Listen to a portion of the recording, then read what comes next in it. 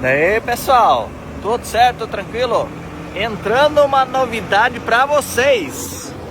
Uma Duster Dynamic 1.6, uma 2013, né? É já uma topezona. Olha essa grade aí, cromada, bonita essa grade, né? Farolete.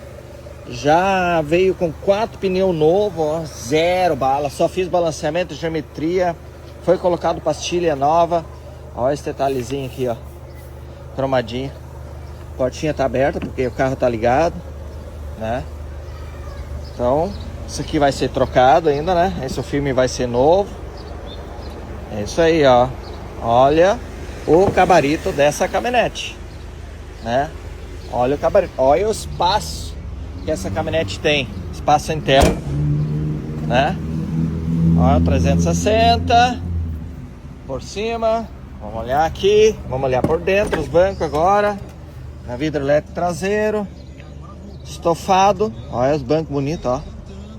Bonitos os bancos, né? É isso aí. Ó, na frente temos vidro elétrico, comando na frente, airbag duplo, espelho elétrico, radinho, ó, radinho original, ar condicionado, airbag duplo, né?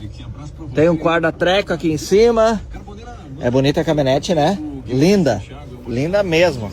Eu dei uma boa revisada nela, troquei correia de comando, foi trocado, filtros foi trocado, óleo foi trocado, suspensão também revisado. Então fiz uma boa geral nessa caminhonete, né? Vem, traz seu carro usado. Fizemos financiamento, aceitamos cartão de crédito. Vem pra cá olhar essa Duster 1.6 2013, combinado? No valor de R$ 52.900, mas já prontinho, revisado. Só pegar e viajar, né? Calçador no pneu todo, certo? Vem pra cá, toca, vem, toca, garoto.